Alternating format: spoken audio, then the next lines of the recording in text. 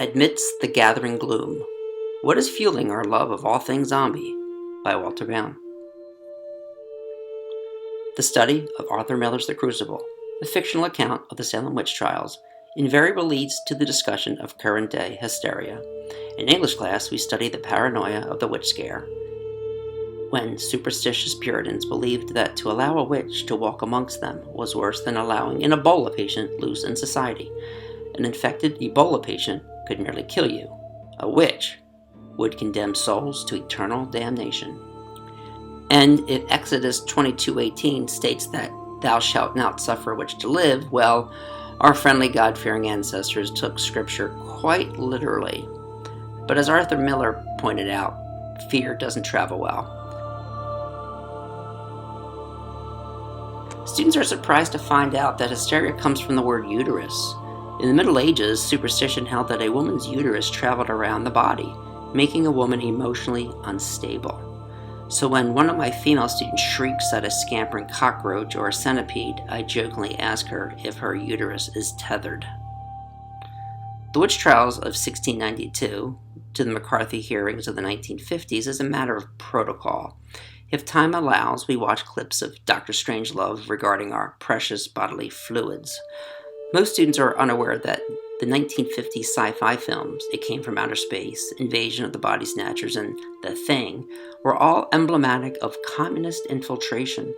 It was America versus the soul-stealing subversion of heathen communism. The fear was real. If we weren't on guard, communists would turn us into mindless zombies. To students now, this seems ridiculous. At home, far removed from Arthur Miller, to spend time with my wife often means watching Rick escape from Sanctuary and Walking Dead. My wife is crazy about zombies. I'm not sure why. She loved World War Z, has a zombie escape vehicle decal on her Civic, and plays Resident Evil, a game where, what else, the player kills hordes of mindless zombies. She calls me a literary snob too immersed in the Western canon to enjoy the simple pleasures of being pursued by flesh-devouring creatures. During one of our nightly walks in Berkeley Farms in Cherry Hill, I asked my wife, "What is it about zombies and you anyway?" At first, she did not have an answer. We talked about hysteria. I mentioned during that anthrax scare years ago that our school went on lockdown after mysterious white powder was found in the kitchen. It was just baking soda in an unmarked box. There is also the yearly MRSA warnings. Then we talk about the real fear of a school shooting and the drills of lockdowns and lockouts and shelter in place. It's not sirens warning of an incoming Soviet warhead, but the fear is still real. That kid sitting alone in the cafeteria prompts me out of benevolence and fear to get him involved. Halfway through our walk, we rest on the steps of some medical building, watching the evening traffic trickle to a few cars along Route 70. I ask her if she wants to make out. She chuckles, slaps me on the shoulder, and reminds me she teaches in the area. What would my students think if they saw us making out? That we have two teenage daughters who are always around and stay up late? Then I persist. So what is it about zombies? Why do you like zombies so much? What she said went on something like this. For me, it's seeing someone who is so oblivious to the pain of other people. It's the person who texts while driving, so immersed in his own world that the rest of the world disappears. It's the kid who was given an iPad and spends his whole day playing games on a taxpayer's supplied device, who gives me heck for asking him to stop playing Candy Crush. It's a world of moths hovering around the silence of an LED screen.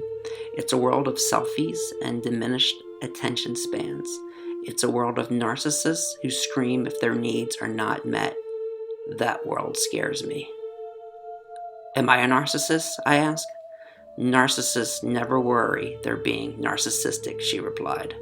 So it's not witches or communists or alien abductions anymore, I said. The fear of zombies, then, dear Mary Jane, resides not in the stars but in ourselves.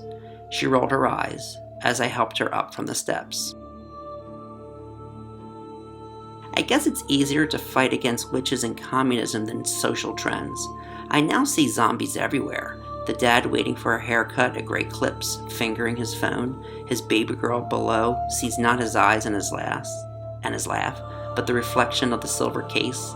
The couple at dinner at Norma's Mediterranean restaurant, attuned to their vices through their devices. The gadgets, the voter apathy, the ignorance, the Facebook friends, the million and one ways we no longer connect as humans.